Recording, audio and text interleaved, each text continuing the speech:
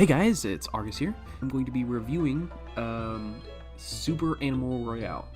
For those who don't know, it's a free-to-play battle royale game featuring fearsome furry characters. Try to say that fast. So what's the first thing you think of when you hear battle royale?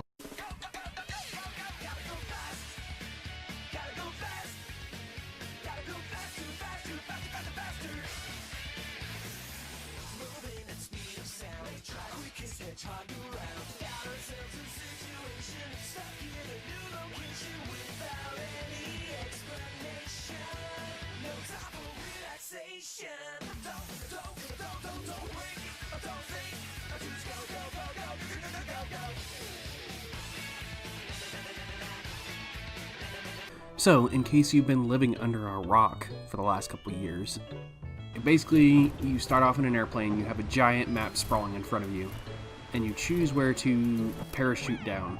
Once you're on the ground, it's an all-out free-for-all. In Super Animal Royale, you have a choice of SMGs, shotguns, sniper rifles, pistols, and just a katana if you want to chop them up. Basically, as the match rolls on, the circle gets smaller, and if you're outside of that circle, you start taking damage, and the last person to survive at the end wins. Okay, so we're going to break it down into 6 main parts on this review. The first thing being presentation.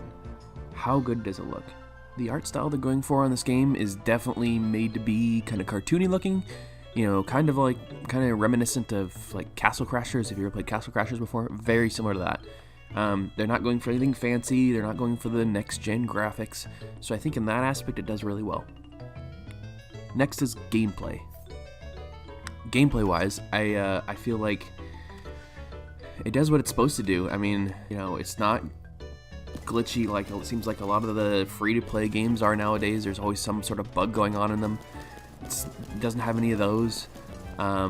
It's pretty self-explanatory. It, you know, plays like a battle royale.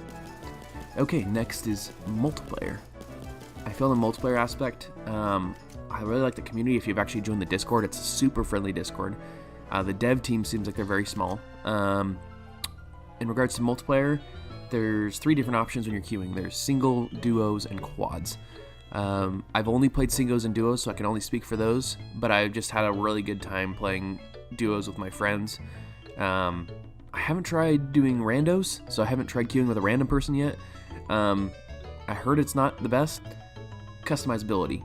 So with the regular version of the game, the free version, you can't customize your character's colors or their accessories. That's something that's only unlocked when you get the full version of the game, which I believe is $12 for the full version.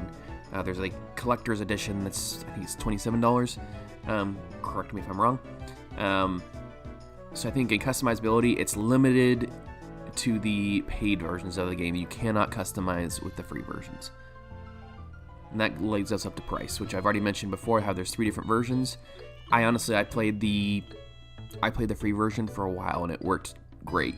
I basically played that until I figured out, hey, this is a game I really want to invest into, because I really like playing it. So at that point, I invested into paying the regular edition. It was on the Steam sale. I think it was 30% off.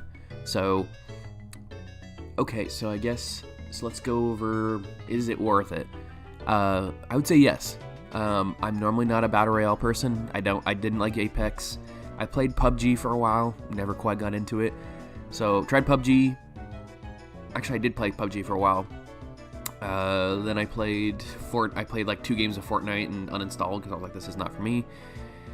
And then I also tried Apex Legends, which was interesting, but still not quite my cup of tea. So I would say overall, I would highly recommend this game. If you're into battle royales especially, I'd say you really enjoy it. And if possibly if you're a furry too, you might enjoy this. Cough.